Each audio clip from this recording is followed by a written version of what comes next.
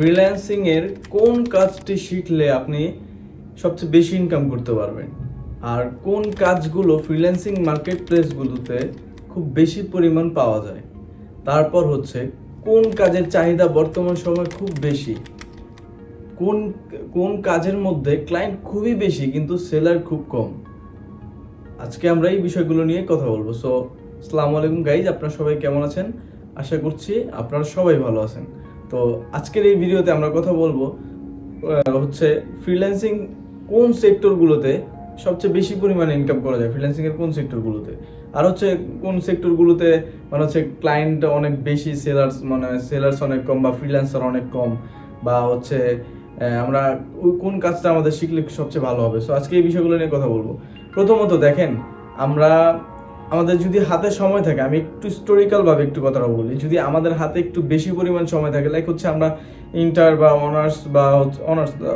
Honours বা হচ্ছে SSC exam শেষ করছি, এরকম একটা সময়তে যদি আমরা ফ্রিল্যান্সিং সেক্টরগুলোতে আসতে চাই, তাহলে দেখা গেছে আমাদের হাতে একটা বিগেস্ট সময় থাকে। আমি মনে করি যে আমরা শুরুতেই আর্নিংয়ের পিছনে না গিয়ে আমরা একটু দেখি যে কোন কোন কাজগুলোতে আর্নিং খুব বেশি, প্লাস হচ্ছে একটা স্মার্ট একটা হচ্ছে জব বা স্মার্ট একটা কাজ, খুব ভালো একটা কাজ, অনেক হার্ড, বা যেহেতু আমরা এখন জানি না, সেটা এখন আমাদের জন্য অনেক হার্ড। সো খুব ভালো লেভেলের একটা কাজ আমরা এখন থেকে শিখতে পারি, যেহেতু আমাদের হাতে আমাদের সময় আছে। যেমন আমরা এসএসসি বা ইন্টার কমপ্লিট করছি এরকম একটা সময়তে।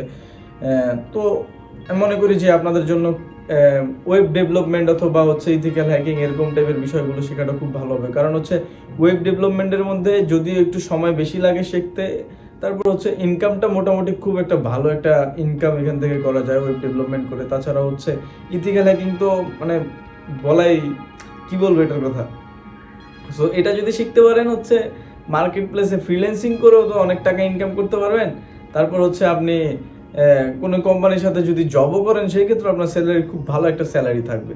এই জন্য আমি মনে করি যদি হাতে খুব বেশি পরিমাণ সময় থাকে, মানে আমি বলবো, মানে সবার কথা না, জাস্ট আমার মনে হয় যে আপনাদের উচিত যে যদি সময় থাকে ভালো একটা কাজ শেখান।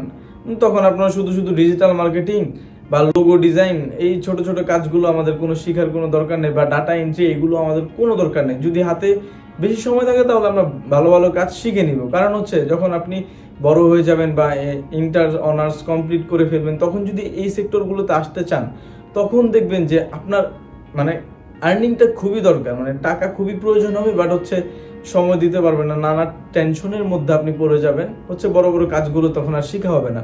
হ্যাঁ, তখন চিন্তা করবেন যে শর্ট টাইমের মধ্যে কিভাবে ইনকাম করা যায়, অল্প টাকা হইলেও হবে, একটা ইনকামে যেতে হবে, তারপর হচ্ছে আরেকটা কাজ শিখবো। সো এইরকম চিন্তা আসবে। আমি মনে করি যে সময় থাকলে ভালো কাজ শিখুন। আর যদি সময় আপনারা যদি এই লেভেলে থাকেন যে আপনারা এখন অনার্স কমপ্লিট করে ফেলেছেন, বা এখন খুবই আর্নিং বা অনেক টাকার দরকার, এখন কোন কাজটা করা যায়, তো আমি বলবো এই সময়টা হচ্ছে আপনি গ্রাফিক্স ডিজাইন বা ডিজিটাল মার্কেটিংয়ে কাজ করতে পারেন। কারণ হচ্ছে ডিজিটাল মার্কেটিংয়ে বর্তমান সময় অনেক ফ্রিল্যান্সার যদিও, তারপর হচ্ছে কাজ অনেক তাড়াতাড়ি পাওয়া যায়। গ্রাফিক ডিজাইনের বায়ার অনেক অনেক অনেক পরিমাণ বায়ার গ্রাফিক্স ডিজাইনের মধ্যে, মানে আনবিলিভেবল বায়ার আছে। আপনি জাস্ট চিন্তাও করতে পারবেন না যে এত বায়ার ক্যান গ্রাফিক্স ডিজাইনের মধ্যে। রেগুলার আমার হচ্ছে আগে আমার যে টপ রেটের অ্যাকাউন্টটা ছিল, ওইটার মধ্যে লোগোর মধ্যে রেগুলার অর্ডার করতো। যদিও মানে প্রাইস রেঞ্জ কম ছিল, তারপরও দেখতাম যে রেগুলার অর্ডার করতেছে 10টা 15টা করে। কিন্তু জাস্ট চিন্তা করেন, একটা লোগোর গিগের মধ্যে আমারটা কিন্তু কম পড়তো, আমার টপ রেটের সেলার থাকা সত্ত্বেও আরও কিছু ছিল, ওদেরটার মধ্যে দেখতাম 30টা 35টা 40টা 50টা পর্যন্ত অর্ডার করতে। দ্যাট মিনস জাস্ট চিন্তা করেন, লাখ লাখ গিগ আছে ফাইবারের মধ্যে। মিনিমাম আমার কাছে মনে হয় যে 2 লাখের কম হবে না যে লোগো ডিজাইনের গিগ আছে। সেই ক্ষেত্রে যদি আমি 30টা পাই, আমি বা 20টা পাই, তাহলে আরও যে 2 লাখ মানুষ আছে তারা কি করতেছে, জাস্ট থিঙ্কিং। আমি জাস্ট চিন্তা করেন। এই জন্য আমি মনে করি গ্রাফিক্স ডিজাইন বা ডিজিটাল মার্কেটিং এই কাজগুলো যারা হচ্ছে মানে হাতে সময় খুব কম, আর্নিং খুবই দরকার, সো এই সেক্টরগুলোতে আসতে পারেন। এই সেক্টরগুলো থেকে আর্নিং করা খুবই দ্রুত পসিবল, কজ হচ্ছে এখন কাজগুলো বেশি বেশি পাওয়া যায়। তাছাড়া হচ্ছে আপনি যদিও $10 $20 কাজ হতে পারে, গ্রাফিক্সে কিন্তু দামি দামি খুব কাজ আছে, তবে আমি যে শর্ট কাজগুলোর কথা বলতেছি।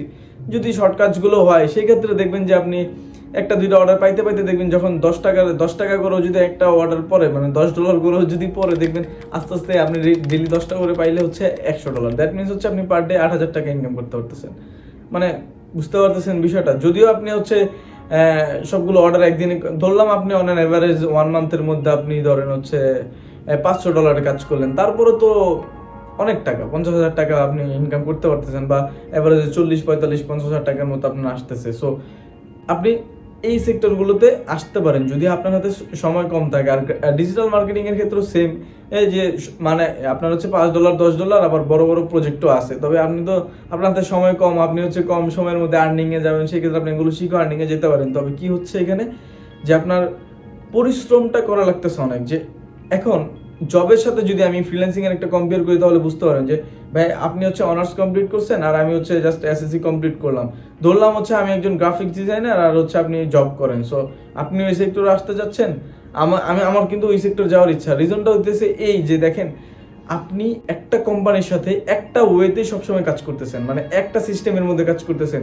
ধরলাম হচ্ছে আপনাদের কোম্পানিটা হচ্ছে একটা কি বলে কনস্ট্রাকশন কোম্পানি। সো কনস্ট্রাকশন কোম্পানিগুলোর যে ফাইল টাইল সিস্টেমগুলো থাকে বা ফর্ম ফিল আপ টাইপের যত কাজ থাকে, সেটা আপনি একটা ওয়ের মধ্যে করতেছেন। আমাদের কি হয়, আজকে আমি একটা ক্লায়েন্টের সাথে লোগো করতেছি, আমার কালকে আরেকটা ক্লায়েন্টের সাথে লোগো ডিজাইন করতে হবে। আজকে আমি একটা ক্যাটাগরির উপর লোগো ডিজাইন করতেছি, কালকে আমার আরেকটা ক্যাটাগরির মধ্যে ডিজাইন করতে হবে। সেক্ষেত্রে কি হয়, আমাদের সেন্সটা মানে বেশি পরিমাণ খাটাতে হয়, এই জন্য আমাদের পরিশ্রমটা বেশি হয়। এই জন্য আমি বলি যে যদি সময় থাকে খুব হার্ড কাজ শিখো, ভালো কাজ শিখো, প্রফেশনাল কাজ শিখো। আর যদি সময় কম থাকে এগুলোতে আসতে পারো, কিন্তু একটু প্যারা খেতে হবে। কারণ হচ্ছে কাজ বেশি বাবা ঠিক আছে, ইনকামটা কম থাকবে। এই জন্য আমি মনে করি হচ্ছে ফ্রিল্যান্সিং সেক্টরের মধ্যে আপনার যারা কম সময় আসো তাহলে এগুলোতে আসতে পারো। তবে আমি মোস্ট প্রবাবলি আমার কাছে মনে হয় যে আমি এখন যে শিখতেছি, বা আমি যে জিনিসটা ভুল করে ফেলেছিলাম, আমাকে তখন গাইড দেওয়ার ভাই কেউই ছিল না, কেউই আমাকে গাইড দেওয়ার মতো ছিল না। আমি জাস্ট ইউটিউব দেখে, ইউটিউবে খুব ভালো পরিমাণ ভিডিও ছিল না এখন যতটা আছে। তখন দেখেছেন আমি নিজেও কন্টেন্ট ক্রিয়েট করতেছি আপনাদের জন্য। তো তখন যদি আমাকে কেউ বোঝাতো তাহলে হচ্ছে আমি আর এই ভুলটা করতাম না। আমি তখন অনেক চিন্তা ভাবনা করে গ্রাফিক্স ডিজাইন শিখলাম। আসলে গ্রাফিক্স তো ভালো, হ্যাঁ আমিও মনে করি ভালো, গ্রাফিক্স ভালো না কেন, খুব ভালো একটা জব বা ভালো একটা কাজ। এখন গ্রাফিক্স ডিজাইন আমি শিখলাম, ইনকাম তো ভালোই করতেছি, তো খুব প্যারা খাইতেছি যে বারবার এই একটা ক্লায়েন্টের সাথে কাজ করা। তবে স্বাধীন পেশা তো, আবার ইচ্ছা হইলেই যেখানে সেখানে ঘুরতে চলে যেতাম। সো এই জন্য আমার আসলে ফ্রিল্যান্সিংটা ছাড়লাম না। আর পড়াশোনার দিকে আমি যেহেতু ভালো ছিলাম না, জব নিয়ে আমি ফিউচার চিন্তাও করতে পারি না, আর জব করার আমার ইচ্ছা ছিল না। তবে কম্পেয়ার করতে গেলে মাঝে মধ্যে রাগ উঠে, তো জব করাই তো ভালো, একটা সিস্টেমের মধ্যে সবসময় থাকবো তাহলে আর ভুল হবে না। সো এইরকম হয়। সো আপনার হাতে যেহেতু সময় আছে, আপনি এক কাজ করুন যে একটা প্রফেশনাল কাজ থেকে ল্যাকিং ওয়েব ডেভেলপমেন্ট বা হচ্ছে মার্চেন্ট ডেভেলপমেন্ট, ভালো ভালো কাজগুলো শিখে নিন, যেহেতু সময় আছে, যদি আপনার কাছে পসিবল হয়। সো আজকের ভিডিওটা এই পর্যন্তই। আশা করছি আপনারা বুঝতে পারছেন যে আমাদের এখন কি করা উচিত বা আপনার কি করা উচিত।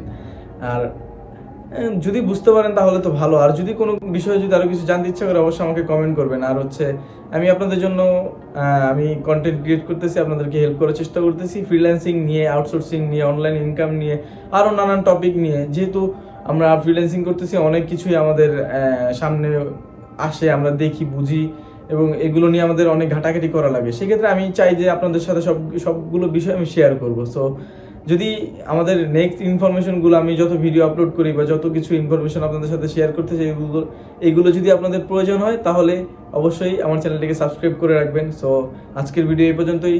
টাটা, বাই বাই, আসসালামু আলাইকুম।